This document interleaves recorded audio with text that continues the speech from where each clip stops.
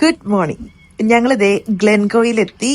ഇന്നലത്തെ ഞങ്ങളുടെ എഡിൻബറ പരിപാടികളൊക്കെ കഴിഞ്ഞപ്പോഴത്തേനും നേരെ ഗ്ലെൻകോയിലേക്ക് ട്രാവൽ ചെയ്തു. അവിടെയാണ് നമ്മൾ കഴിഞ്ഞ വീഡിയോ നിർത്തിയത്. പിന്നെ തലേ ദിവസം വരെ ഞങ്ങളുടെ അറിവില് ഞങ്ങളുടെ പ്ലാനിൽ ഞങ്ങൾ ഇന്നലെ സ്റ്റേ ചെയ്യേണ്ടത് എഡിൻബറയിലായിരുന്നു. പക്ഷെ എഡിൻബറയിൽ സ്റ്റേ ചെയ്യാൻ വേണ്ടിയിട്ട് ഞങ്ങൾ റൂം ബുക്ക് ചെയ്തത് ഗ്ലെൻകോയിലായിരുന്നത് കൊണ്ട് ഞങ്ങൾ ഇന്നലെ രാത്രി ഗ്ലെൻകോയിലേക്ക് ട്രാവൽ ചെയ്തു. ഗ്ലെൻകോയിലേക്ക് ഓൾമോസ്റ്റ് 3 hours ട്രാവൽ ഉണ്ട്. അപ്പൊ അത് അല്ല, അതിന് മിസ്റ്റേക്ക് സംഭവിച്ചൊന്നുമല്ല, നമ്മൾ അറിഞ്ഞോണ്ടിനെ ചെയ്തതാണ് അത്. പക്ഷെ എന്തോ മനസ്സിലാകുന്നില്ല ഇപ്പോഴും. വട്ടവർ എന്തായാലും നമ്മൾ ഗ്ലെൻഗോയിൽ എത്തി. നമ്മുടെ ഇന്നത്തെയും നാളത്തെയും ഐറ്റിനറി ഫുള്ള് ഗ്ലെൻഗോ ബേസ്ഡ് ആയിരുന്നത് കൊണ്ട് അത് നമ്മൾ അത്ര ഭീകരമായിട്ട് അഫക്ട് ചെയ്തിട്ടൊന്നുമില്ല. ആകെ നമ്മുടെ ഫസ്റ്റ് ഡേ ട്രാവൽ കുറച്ച് ഹെക്റ്റിക് ആയി പോയി എന്ന് മാത്രമേ ഉള്ളൂ. എന്നാലും അത്ര ടയറിംഗ് ഒന്നും അല്ലായിരുന്നു. വന്ന് നന്നായിട്ട് കിടന്നുറങ്ങി. ഓൾസോ നമ്മൾ ഇവിടെ ഒരു പോർട്ട് സ്റ്റേ ആണ് എടുത്തത്. നല്ല നല്ല ഈസ്തെറ്റിക് ആയിട്ടുള്ള നല്ല കോസി ആയിട്ടുള്ള ഒരു സ്പേസ് ആയിരുന്നു. ഞങ്ങൾക്ക് ഭയങ്കരമായിട്ട് ഇഷ്ടപ്പെട്ടു. ഒരു കുഞ്ഞു സ്റ്റേ, ഭയങ്കര കുഞ്ഞൊരു സ്റ്റേ. ഞാൻ എന്റെ വീഡിയോ ഇന്നലെ വന്നപ്പോഴത്തേനും എടുത്ത് വെച്ചിട്ടുണ്ട്. അത് ഇതിന്റെ കൂട്ടത്തിൽ കാണിക്കാം. പെട്ടി എടുക്കണ്ടേ?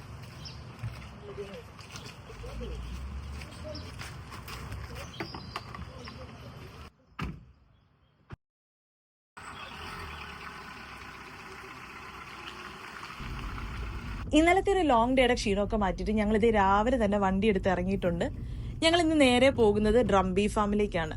ആക്ച്വലി ഞങ്ങളുടെ ഓൾറെഡി എക്സിസ്റ്റിംഗ് ഐറ്റിനറിയിൽ വലിയ മാറ്റങ്ങളൊന്നും വരുത്തിയിട്ടില്ലെങ്കിലും ചെറിയ ഭേദഗതികൾ അവിടെ ഇവിടെയൊക്കെ വരുത്തേണ്ടി വന്നു കേട്ടോ.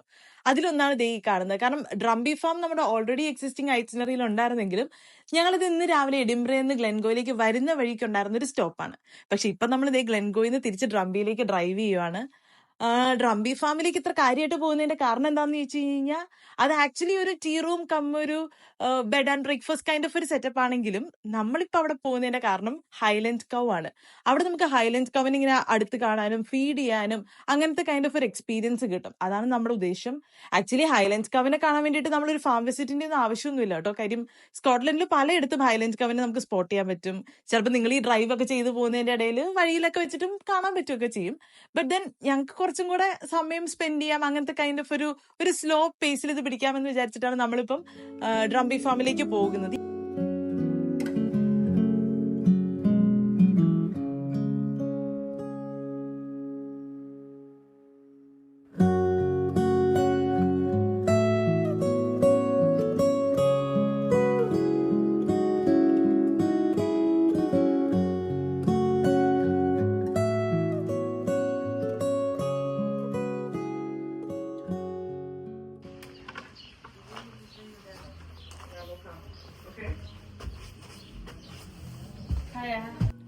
I'm gonna pay different.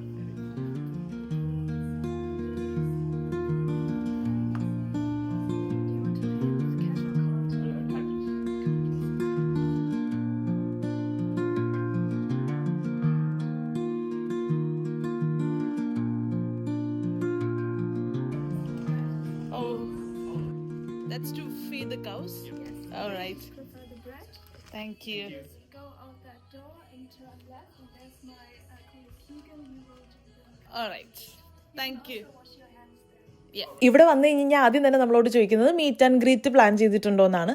അപ്പോൾ നമ്മൾ ഒരാൾക്ക് ഒരു 5 pound വെച്ച് പേ ചെയ്ത് കഴിഞ്ഞാൽ പശുവിന് ഫീഡ് ചെയ്യാനുള്ള ഫുഡും കാര്യങ്ങളൊക്കെ അവർ തരും. ടീ റൂമിന് തൊട്ട് അഡ്ജസ്റ്റൻ്റ് ആയിട്ട് തന്നെയാണ് പശുവും ഫാമും എല്ലാം ഉള്ളത്. ഇവിടെ കീഗനാണ് അന്ന് പശുവിനെ ടേക്ക് കെയർ ചെയ്തുകൊണ്ടിരുന്നത്. അപ്പോൾ നമ്മൾ ബാക്കി എല്ലാ കാര്യങ്ങളും കീഗൻ ഗൈഡ് ചെയ്യും. And Shaw. Yeah. Okay.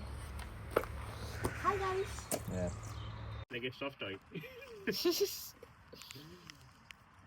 ഈ മന്ദം നടന്നു വരുന്നതാണ് സിൽവർ ആണ് ഇവിടുത്തെ ഏറ്റവും ചെറിയ പശു.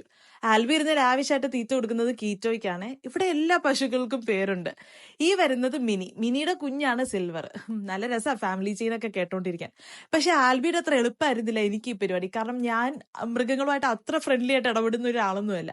പക്ഷെ ഇത് എന്റെ ഐഡിയ ആയിപ്പോയി എന്നുള്ളൊരു അവസ്ഥയിലാണ് ഞാനിപ്പോ ഇവിടെ ഇരിക്കുന്നത്. എന്നാ നിർത്തിയിട്ട് പോവോ അതും ഇല്ല. അവസാനം കീഗനൊക്കെ തലയിൽ കൈവച്ച് പോകുന്നതാണ് ഞാൻ കണ്ടോണ്ടിരുന്നത്. പിന്നെ ഒരു തരത്തിൽ പരിപാടി അങ്ങ് ഒപ്പിച്ചു.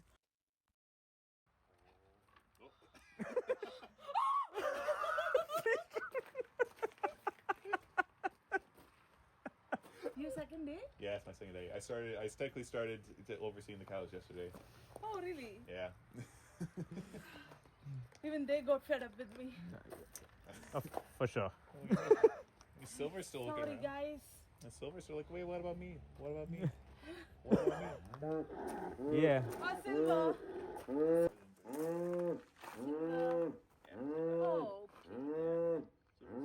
come on, Silver. Don't pull your hands back. Yeah. Yeah. He's, Yeah. I saved it. yeah. Yeah. Yeah. Way to go.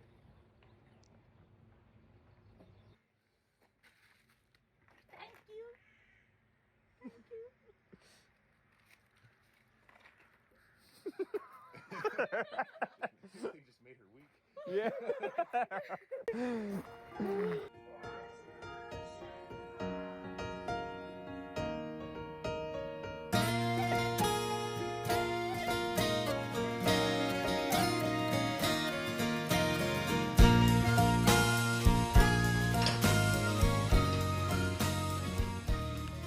Scotland as such ഒരു ബ്യൂട്ടിഫുൾ സ്ഥലമാണ്. ഇനി ഞാൻ പറയേണ്ട ആവശ്യമൊന്നുമില്ലല്ലോ, ലോകത്ത് എല്ലാവർക്കും അറിയാവുന്ന കാര്യമാണത്. ഇവിടുത്തെ മെയിൻ അട്രാക്ഷനാണ് ഒരുപാട് ലേക്കുകളുണ്ട് എന്നുള്ള കാര്യം. ഹൈലൻഡ്സ് ലേക്കൊക്കെ പോയി കഴിഞ്ഞാൽ നിറച്ച് ലേക്സ് ആണ്. സ്കോട്ടിഷിൽ ലേക്കിന് പറയുന്നത് ലോഹ് എന്നാണ്. അതിൻ്റെ ഇംഗ്ലീഷ് പ്രൊനൗൺസിയേഷൻ വരുന്നത് ലോക്ക് എന്നാണ്. ആക്ച്വലി ഈ സ്കോട്ട്ലൻഡിൽ കൂടെ ഇങ്ങനെ കറങ്ങിത്തിരിഞ്ഞ് നടക്കുമ്പം എനിക്കിത് അറിയത്തേ ഇല്ലായിരുന്നു. ഞാൻ ലോച്ച് എന്നാണ് പറഞ്ഞുകൊണ്ടിരുന്നത്. അതുകൊണ്ട് തന്നെ ഞങ്ങളിപ്പോൾ പോകുന്നത് ലോഹ്നെസ്സിലേക്കാണെങ്കിലും ഞാൻ അവിടെ ചെന്ന് പറയുന്നത് ലോച്ച്നെസ് എന്നാണ്.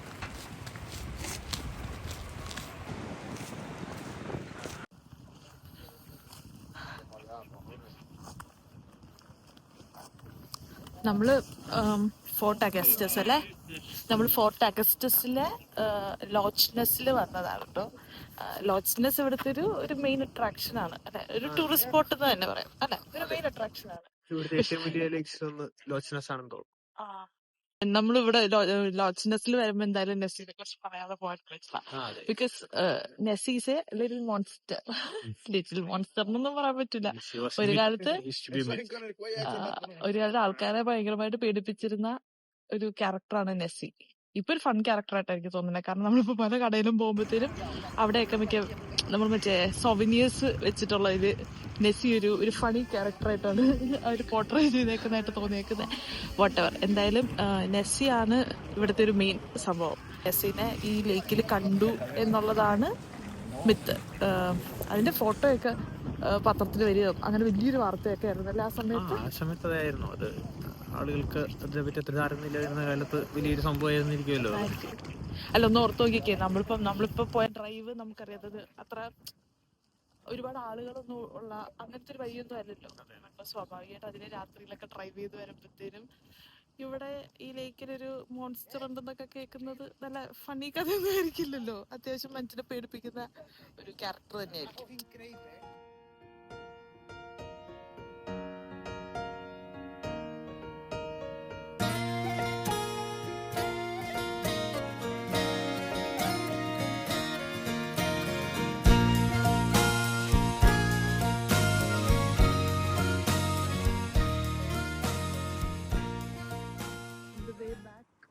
ഞങ്ങളിത് ഇവിടെ ഒരു ക്വിക്ക് സ്റ്റോപ്പ് എടുത്തു. ഒന്നുമില്ല, ഇതിങ്ങനെ കണ്ടപ്പോൾ ഒരു കൊതി തോന്നിയപ്പോഴത്തേലും വണ്ടി ഒന്ന് നിർത്തി ഇറങ്ങാം എന്ന് വിചാരിച്ചിട്ട് ഇങ്ങനെ ഇറങ്ങി.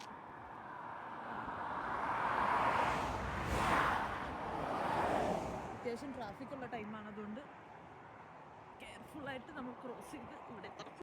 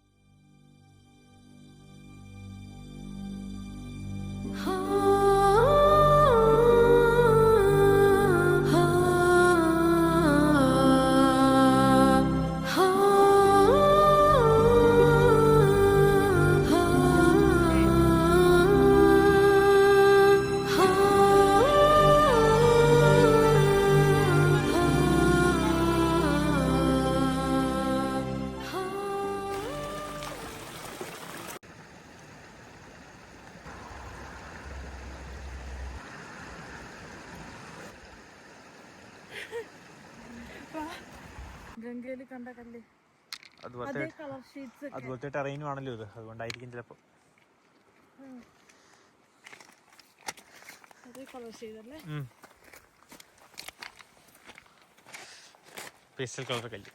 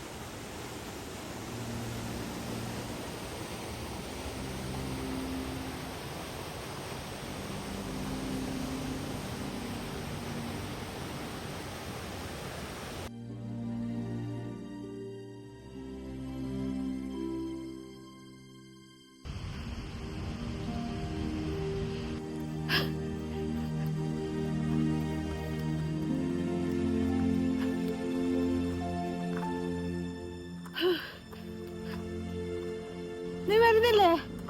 വാടാ.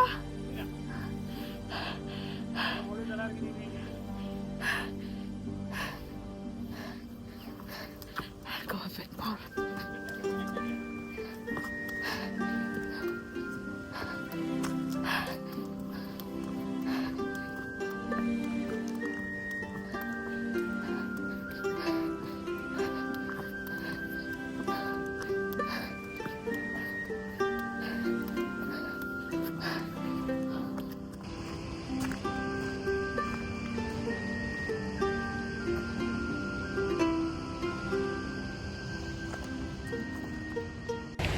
ആൽബി മിഡ് വേയിൽ സ്റ്റോപ്പ് ചെയ്തു.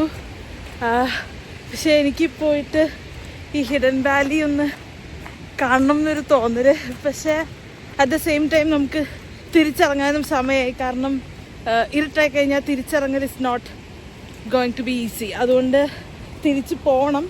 പക്ഷേ ആൽബി എനിക്കൊരു 10 മിനിറ്റ്സ് തന്നു. 10 മിനിറ്റ്സ് വൺ സൈഡും 10 മിനിറ്റ്സ് ദി അതർ സൈഡ്.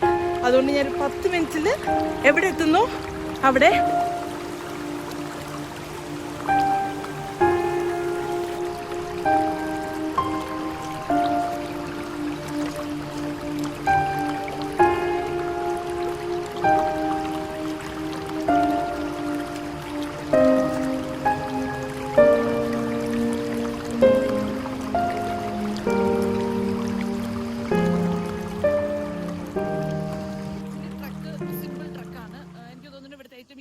ട്രെയിലാണ് എന്ന് തോന്നുന്നു.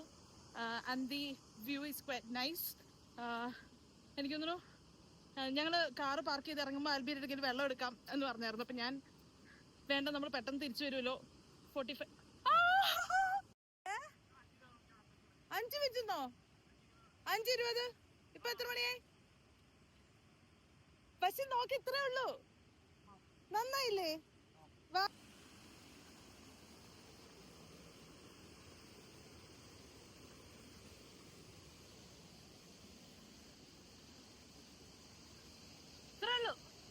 ഞാൻ ഇവിടെ വരെ വന്നിരുന്നു. ഇത്രേ ഉള്ളൂ.